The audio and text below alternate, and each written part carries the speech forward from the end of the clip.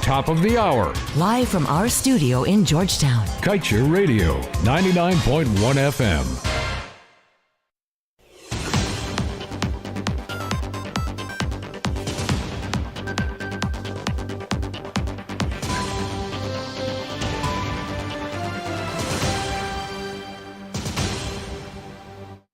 Good day, welcome to your news at noon on Kaieteur Radio for Thursday, July 14th, 2022. I'm Kevin Smith. Making top story today, a bigger share of oil money, now not a good thing. Vice President Kaieteur says we can't spend it all, it becomes inflationary.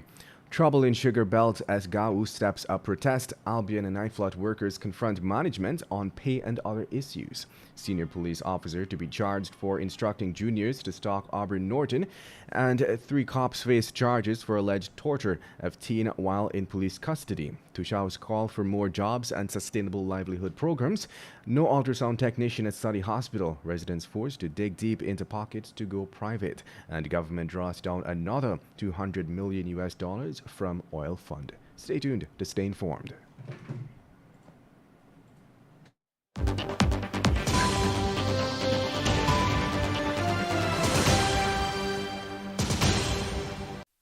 Go loud or go home. Never miss out on your favorite local radio segments, local and international podcasts, and DJ mixes. That's right. With the Go Loud app. Discover podcasts like Common Sense, Red Table Talk, The Breakfast Club, and the best mixes from DJs worldwide, and much more. Stream all of your favorite local radio stations in one app. Go loud on what matters to you. Download the Go Loud app in the App or Play Store today and start listening.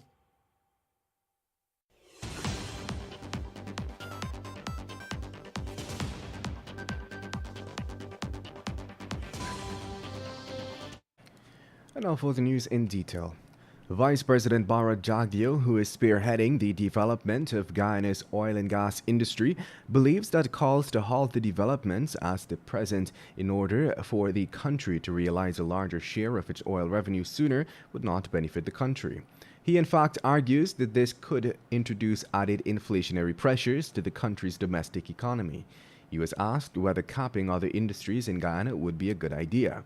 According to the vice president, if a steady stream of investments isn't kept in the oil and gas sector to open up the reserves, to prove it, and to take it out as quickly as possible before net zero kicks in and the demand goes down, then we'll run out of momentum. To this end, Jagdeo noted that if you cap it, you will pay back for the 4 FPSO faster than the government share grows. Meanwhile, against the background of widespread dissatisfaction over the management of the Guyana Sugar Corporation, workers backed by their union have stepped up industrial action on various issues, ranging from incentives to lack of respect. On Tuesday, workers at Nightflood took strike action against the corporation, and on Wednesday it was the staff at Albion. According to GAU's statement on Wednesday morning, several shop stewards at Albion Estate staged a picketing exercise outside of the estate, calling on Gaisuko to treat workers with respect. For some time now, workers have been expressing concerns with the attitude of certain managers towards the workers. Despite such concerns being drawn to attention, some managers continue to advance an abrasive attitude, the union said in a statement. And now let's tell you, close to 2 months after leader of the opposition, Aubrey Norton, was stalked by 2 ranks of the Guyana Police Force during a visit along the east coast of Demerara, the Director of Public Prosecutions has advised that a senior superintendent be charged for misconduct. In a press release on Wednesday, police said the incident in relation to ranks following Norton occurred on June 13th. In her advice, the DPP said Superintendent Alistair Roberts should be charged with the offense of acting in a manner likely to bring discredit on the reputation of the force. And following investigations conducted by the Office of Professional Responsibility into allegations that Jahim Peters was tortured and burnt by ranks while at the Vigilance Police Station, 3 policemen are to face charges for the incident. According to a statement released by the Guyana Police Force, legal advice was on Wednesday provided to the Commissioner of Police and the Crime Chief for charges to be instituted against 2 corporals and 1 constable for the alleged incident involving Peters.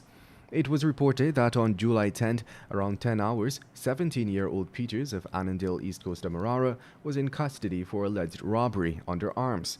Police in a report stated that Peters was alone in the lockups when they heard screams coming from there. When a rank made checks, he observed the jersey that Peters was wearing was on fire, the report stated. And in other news, Amerindian village leaders in Georgetown for the 5 days National Touchouts Council Conference have called on the government of Guyana to ease the doling out of one-off cash grants to their communities and instead focus on financing business ventures to help their youths become sustainable. On Wednesday, we visited the Arthur Chung Conference Center and spoke with a few village leaders at the conference who related that they would love to see government fund business ventures to help boost the communities. A Community Development Council chairman for Blackwater Region 1, Mr. Norbert Abrams, said that he would like to see government develop projects, especially in the agricultural sector, to help promote jobs.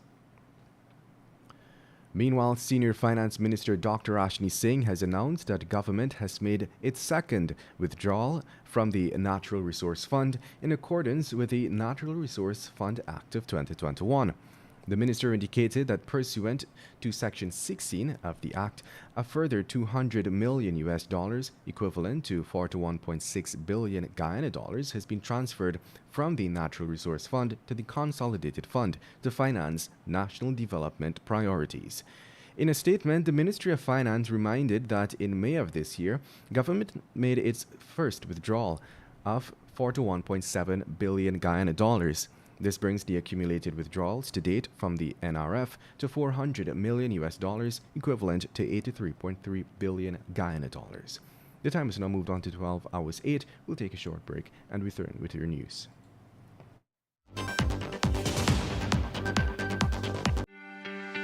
This is GHK Lal inviting you to join me weekdays from Monday to Friday on the National Outlook for commentary on a range of issues. Immediately after the 12 noon and 7 p.m. newscasts on Kaieteur Radio at 99.1 FM and 99.5 FM. Looking forward to you sharing in the conversation.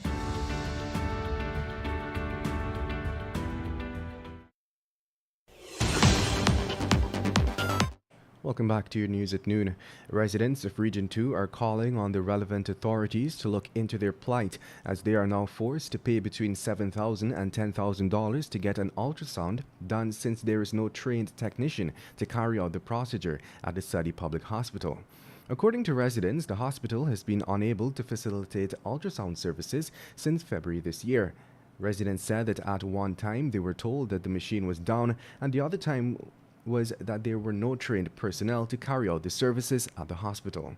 The problem has become overbearing, and residents complain that it is very inconvenient and costly and are calling on the relevant authorities to address the situation immediately.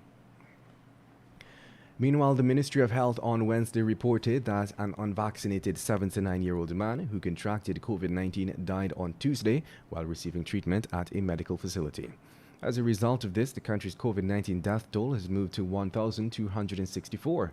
A total of 91 new COVID-19 cases were recorded, bringing the total number of confirmed cases to 68,500. The dashboard also shows that 4 persons are admitted into the COVID-19 ICU, 31 in institutional isolation, 842 in home isolation, and 3 in institutional quarantine. To date, a total of 66,359 persons have recovered from the virus. The Amerindian People's Association has bemoaned what they described as the continuous control over the National Touchouts Council by all the political administrations. The APA, in a statement issued on Tuesday, noted that while it joined all indigenous peoples of Guyana in congratulating the newly elected NTC Executive Committee, it's concerned over apparent control over the council exercised by the political administrations. The association added in the statement that funds sought by the NTC have been cut and reduced with no explanations when national budgetary allocations are made. And of course, as usual, we wrap things up with the page 7 of today's Kaieteur News. Guyana For Sale. Who is the buyer? Glamorous pictures are being painted of Guyana as an ideal business destination, that Guyana is the place to invest and make money. With significant oil finds and other bountiful natural resources, indeed this country is wealthy, and at this point, a fattened calf ready to be slaughtered. Guyana for sale. The government is selling. The oil companies are selling. The gold companies and others reaping benefits here are selling Guyana, telling outsiders to come on board. Opportunities to get rich are here.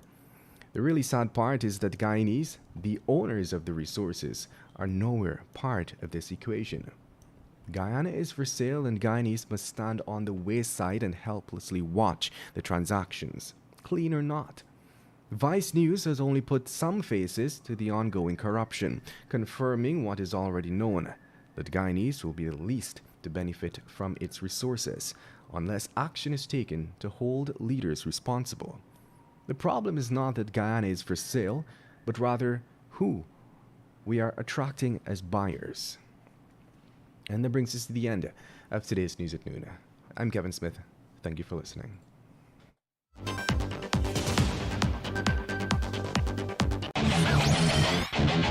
Want value for your advertising dollar? Then place your ads on Kaieteur Radio's newscasts. Streamed live on 6 different mediums, reaching hundreds of thousands.